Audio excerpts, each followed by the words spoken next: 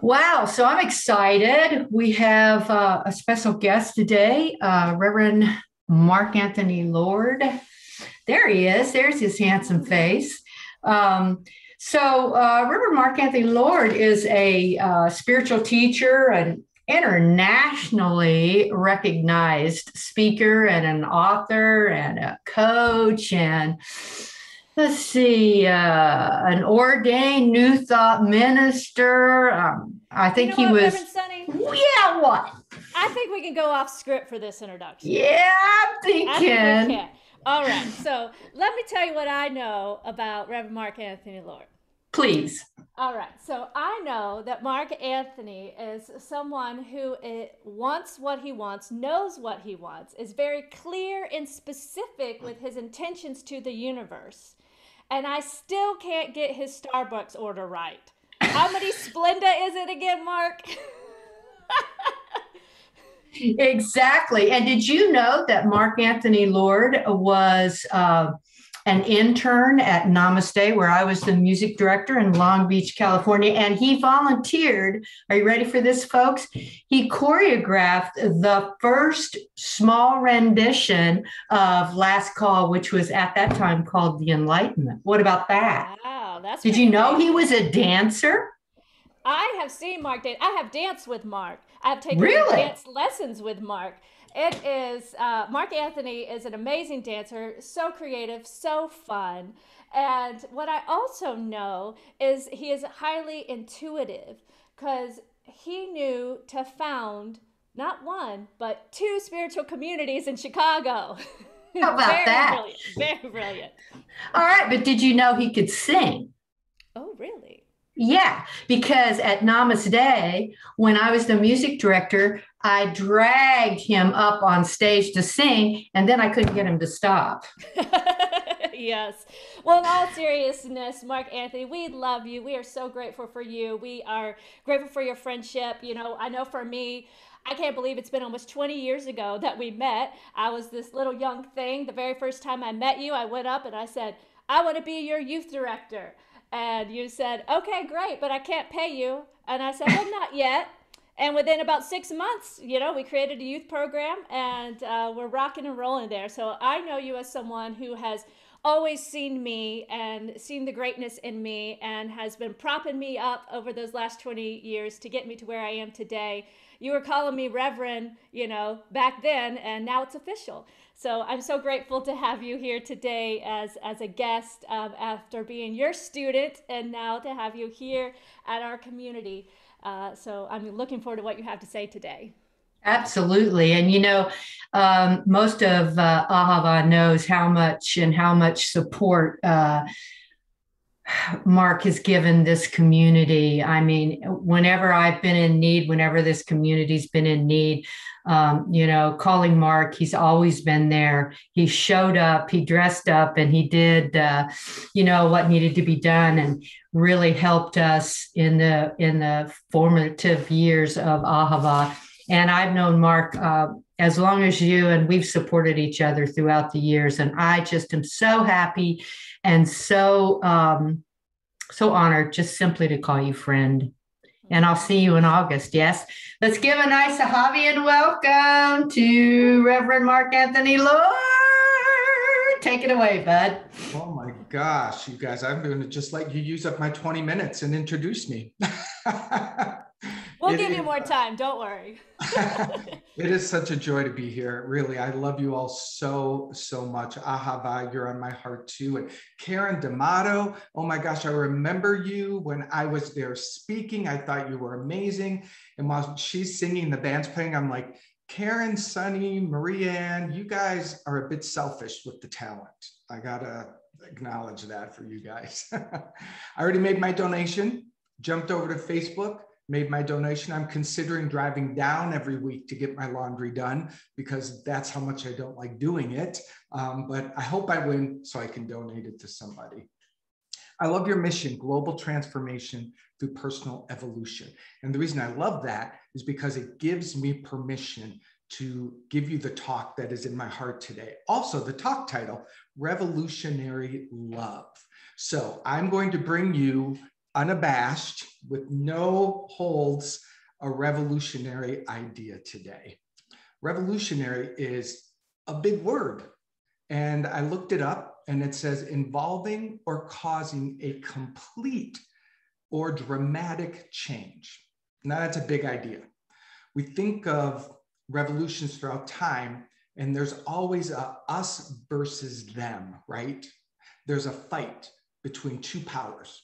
And if it's a revolution, it's typically because one of the sides is being repressed and suppressed, and they've had it, they can't take it anymore, and they're ready to fight back. They're taking back their power, even if they have to die for it. And I looked up even more. This is fascinating. Wikipedia has, under revolution, the number of revolutions that it counts in our world. Before Christ, BC, there's 47 listed. After Christ, AD, over 1,000 revolutions in our world, over 1,000. 2020 has recorded already 28 and more being added. Now, this is revolutions recorded. Don't check my numbers. I'm sure they're not perfect, but I want to make my point, because what is clear here is that humanity seems to have a problem with getting along, creating true justice and support for all, right? If a revolution out there in the world would have worked, it would have worked by now. So what's the missing link? Why, after well over 1,000 revolutions throughout time, are we still in the same struggle? What is the missing link? I'm certain that we will find it today, and I'm hopeful that I can offer it to you in a way that truly inspires you. But it is going to require a lot from you. I mean that. It's going to require a lot, because I'm going to flip some things over in some very, very new ways, I think. So the key point around revolution that I bring to us today, because you are a spiritual community, because you are dedicated to being and bringing the change. True revolution must and does begin within. Revolution, for it to make a difference, is actually first and foremost an inside game. And when enough people finally reach herd immunity with the willingness to actually do the inner transformation, to let the revolution of their own minds be transformed, and their revelation moving from their belief in duality into a true knowing of love and oneness. When enough people commit to the inner game, having a true blowout transformation inside ourselves, I promise you, the world will change. The world will become different when enough people in humanity decide that they're done with the suffering out there, and they realize, oh, I see suffering out there because there's suffering in here. You see, this is the first revolutionary idea that we must go so deep into, and it is this: the world I see is the world in me. Say that, say that. The world I see is the world in me. Already the ego will start arguing. Within seconds, the mind will, whoa, wait a minute. You mean to tell me that over there? Immediately, the fight occurs inside the mind. We must create the space to take the first step inward, which is to own the truth. The world I see is the world in me. The reason I see suffering and fighting and guilt and punishment is because I have within me the belief in suffering and guilt and punishment. Now, Ahava is one of the best truth teaching organizations on the planet. I know we teach the truth, and I love that, and I do too. But the truth must be the light that we use to shine inward to see what must be transformed.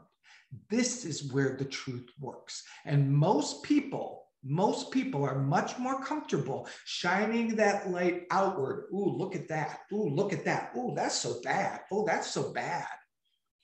Very few people have the ability to go, whoa, whoa, whoa, whoa, whoa, whoa, whoa. Let's shine it here first. You know, it says, I should have looked this up. It says in the Bible, something about Jesus talking to someone saying, how can you give someone else an advice? How can you remove the twig in someone else's eye when you have a log in your own? Now, I mean, I've said that perfectly, but it's absolutely gets to the heart of what I'm talking about. We cannot support someone else fully unless we do the inner work first. That's just how it goes. That's just how it goes. You see, the ego's world, ego meaning the fear-based mind, ego meaning the part in you that believes in two powers. Let's be honest. Let's go deep. We all have a belief in separation. Otherwise, we would not be in this dimension of reality where separation is everywhere. We have come to this experience of duality to heal it. And there's no more powerful way to heal it than to move into it. So there's a strong belief that there are two powers, good and bad. And fear says immediately, oh, well, there's two powers and that one is the bad one. Fear screams, over there, over there, over there. The mind uses what is called projection. And if I can get you to understand this, you will take a big step forward along your ability to turn within and do the healing work. Projection takes the problem, the false belief, the fear that is inside of you, and it splats it out onto a person, a situation, a place, a thing, so that you are literally seduced into believing that the problem's out there. That's exactly what the mind does. It is a trick of the mind. It's been happening since you got here. It's been happening to your ancestors. The entire world is built on the projection. Behind that projection is the peace of God.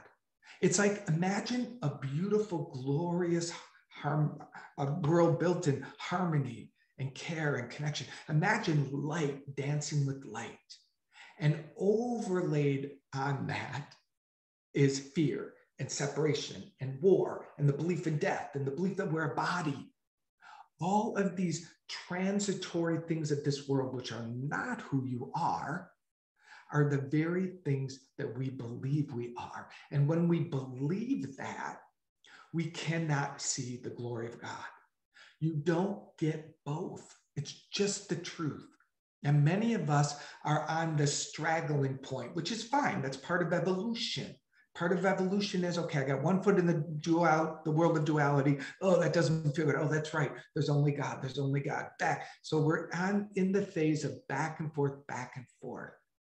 Today, I'd love for all of us to pull both feet in to the truth.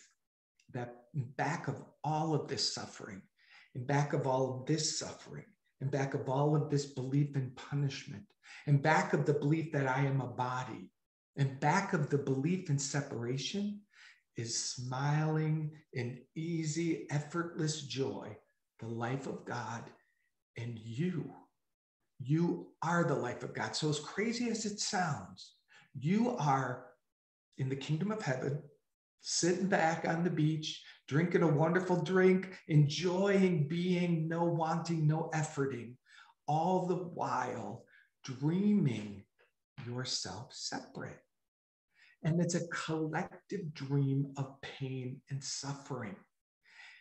It's all because the ego mind projects this out and it makes us believe the other is the problem. If the other is the problem, again, let us pause, then we would have fixed the problem. If the other really was the problem, 10,000 wars ago, we could have solved that. Every time we believe the problem is out there, we repeat the painful cycle. We think we're causing a revolution out there and we can get temporary relief. But again, that's not what we're here to talk about, because you're a spiritual community. You're here to talk about real revolution, revolutionary love. And that is 100% in you first.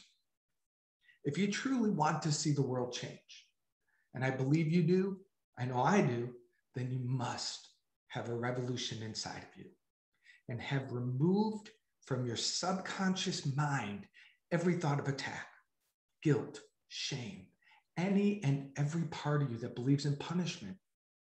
Byron Katie says, defense is the first act of war.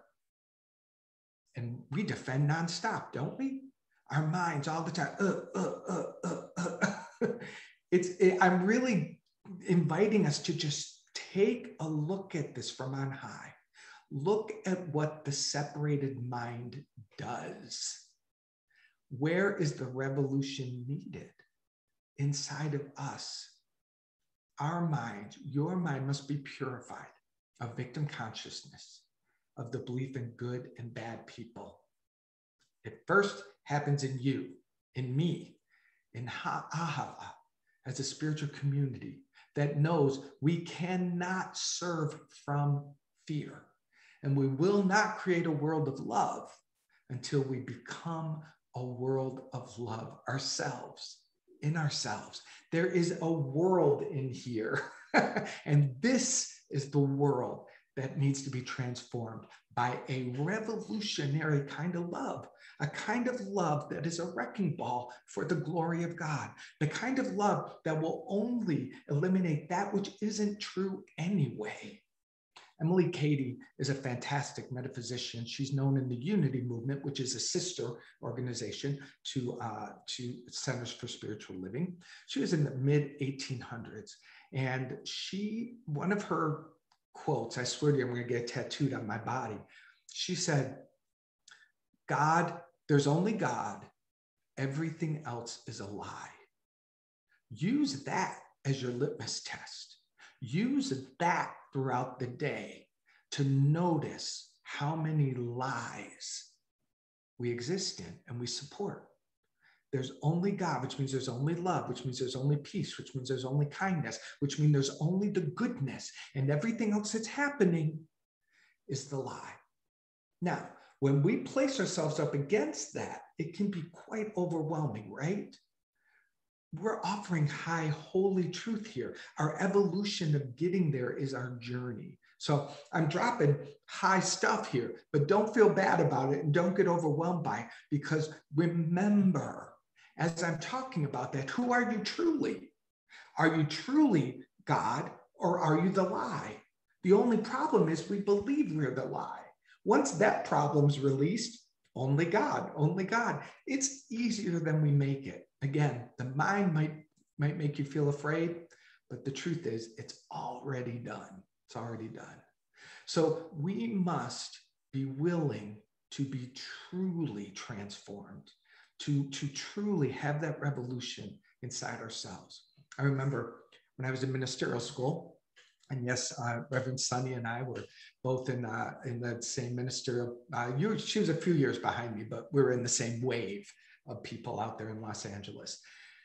And Michael Beckwith, who's my minister, was teaching a class, and he said this. He said, if you walk into a hospital room and you see someone sick lying there, turn around and leave immediately. Now, he's teaching us how to do pastoral care. Let me give you this idea again, because it's not small. If you walk into a hospital room as a chaplain, as a practitioner, as someone who is knowing the truth of life, and you see a sick person, you're not helping them. The reason he said that is if you see sick, then you cannot see wholeness. So his point was pray up, know the truth before you walk into the situation so that you're not seduced. This is where we become revolutionary love. Jesus could say, pick up your mat and walk. And a crippled person who only knew themselves as crippled could literally stand up and walk. Why? Because Jesus didn't see a crippled person. Jesus was revolutionary love, one of the examples of it. And when he said, pick up your mat and walk, he saw the glory of God. And suddenly, the person who believed themselves to be crippled was freed from the belief. And because the thought was released, the body could have a different experience. This is a miracle. And these are not miracles that are just meant to happen 2,500 years ago. We have the capability. This and greater things shall you do if you are willing to do the work. If you are willing to let revolutionary love transform you. Believe me, you will not lose. You will not lose by this invitation. You will walk in peace. You will see the glory of God in everyone. You will know. You will be in the world, but you will no longer be of the world. Meaning, they'll be screaming and fighting and punishing and lying and stealing. And you will stand back and go, this isn't who I am. This isn't who they are. And suddenly, your love gets to create real change, permanent change. And that's what I'm interested in. So I want to present another idea. I want to look at my time. Oh, it went so fast. Holy crap. All right, I'm going to skip that. I'm going to go to what A Course in Miracles says about God's love. It says in the Course in Miracles, perhaps you think that different kinds of love are possible. Perhaps you think there's a kind of love for this and a kind for that. A way of loving one, another way of loving still another. Love is one. It has no separate parts and no degrees, no kinds nor levels, no divergences and no distinctions. It is like itself, unchanged throughout. It never alters with a person or circumstance. It is the heart of God and also of his son and daughter. So this describes a love of which you are, which no longer separates and divides. If you truly want to walk the spiritual path of revolutionary love, I invite you today to give up your containers. No longer do you get to go, this is my family, so I love them special. Those are strangers over there, so I don't know them as well. No longer do you get to go, those criminals over there, I don't agree with, so I withhold my love. The true calling of revolutionary love means that we do not exclude anyone ever. There's love and only love, and everything I see that is other than that is in me to be offered up. So there's two ways that I invite you to practice revolutionary love. The first one, and they're both inside games, already established that. The first way to play is to practice true self-acceptance and self-love, because if you do not have it for yourself, you cannot have it for another, which means stop body shaming. Stop judging yourself. Stop making yourself wrong. Stop doing the things that cause you harm. Now, I say all these things and I know they're habits. I know they're patterns. I know we're addicted to these things, but nonetheless, what is greater than that is the love that will heal it. Imagine a revolutionary love that could sweep through your mind and wash away all judgment. Imagine a revolutionary love that could cause you to never speak ill about yourself, to beat yourself up, to punish yourself. You see, this is where the revolution takes place. We must be willing to splay ourselves on the altar, to literally put ourselves on the altar and go, I can't do it. I'm powerless. All of this suffering that I am so accustomed to, I don't even realize how much it's happening. This is what I offer up. This is what I'm done playing. Now, what I do is I call upon the Holy Spirit, my higher power, the higher self of love in me that knows that it knows that it knows. That's who I call upon to do the work. I must surrender. I must ask. I must welcome this transformation. And then I become vigilant with love. Oh, I'm doing it again. Okay, take a breath. Holy Spirit, help me. Help me here. This is my habit. This is my pattern. Please set me free. Asking the love of God, whatever you call it, asking it to do the heavy lifting within you. We have to be vigilant. When you're transforming your body, you're vigilant to what you're eating and what you're doing. When you're transforming a relationship, you're vigilant to how you're behaving and what you're doing inside of it. And when you are willing to have your mind healed, mended, no longer split. You have to be vigilant to what must be offered up. So that's the first invitation. The second invitation for revolutionary love, and it's even a little bit harder, I talk about it all the time, is forgiveness non-negotiable.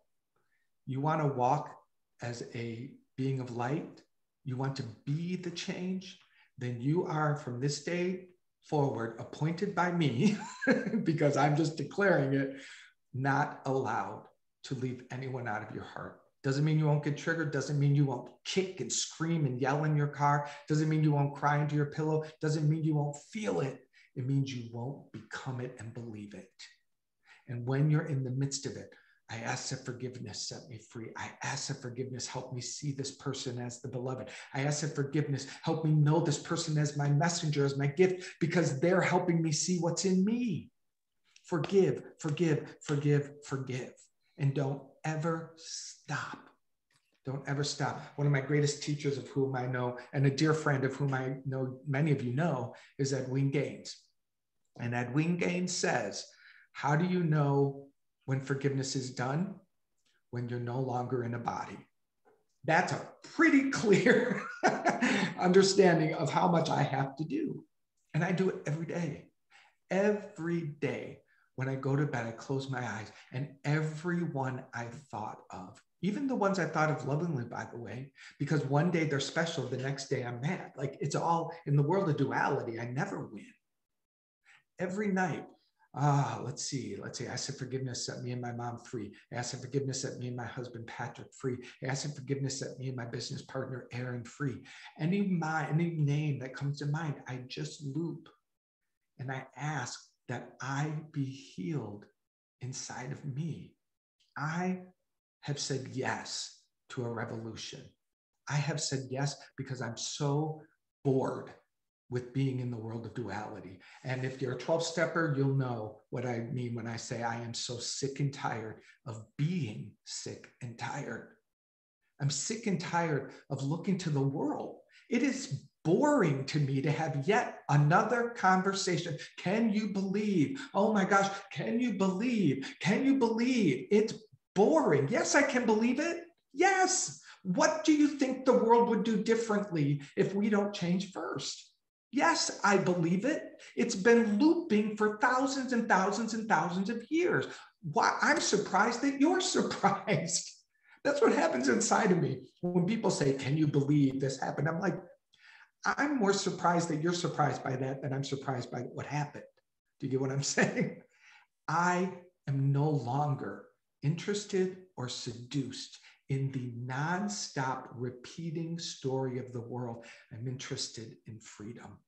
And I'm interested, I really am. I love this talk title. I'm interested in the revolution that will take place in me because I want to see the world from love as love, and I want to bring it. But I don't want to do it the way I've seen it done in the past. And I don't want to do it halfway because halfway will never work. 12 Steps also says half measures avail us nothing, nothing. Half measures avail us nothing. So I can't go 1 foot out marching while the other foot is judging. I can't be out marching for a positive love change and judge the people that I'm against. It doesn't work. Ahava, you asked me to be here today and you gave me this talk title. So I say to you, please, please, and I feel emotional, please be this. Be this. You've got all the tools you need. You've got the most amazing ministers. You've got everything you need to have the revolutionary transformation of love inside of you. So if you've been sitting back 1 foot in, 1 foot out, get both feet in. Take those classes. Show up. Make your contribution. Stop doing it halfway, please, because halfway won't make a difference. It got you to where you are now. But the real change is when both feet are in. So whatever that means to you, I don't know you. I just feel inspired to ask you to please do that because that's how much I believe in Ahava here. So let me do a quick prayer because I think I went over. Give me just a moment. Breathe in with me. Breathe in all of that because that was a lot. It was like a fire hose. Just let it settle in you. No shame, no blame, just shining the light of God in word. And I know that we were called here for this conversation by divine appointment. I know that we're all here because we're supposed to be. And I know that this conversation is deeper than all of us and lifting all of us. I do ask that love cause a revolution within us, meaning a profound change, a dramatic difference. Heal all belief in separation, love. Heal the other, love. Heal the belief in other, love. Heal us from punishment and shame and guilt, love. These are not who we are, and we cannot be love while they are here. Give us a miracle, love. We are here, we are willing, and we ask. Take a deep breath. And I know that this request is fulfilled. I know this, and I'm grateful for it. We let it be, and so it is. Amen. So it is.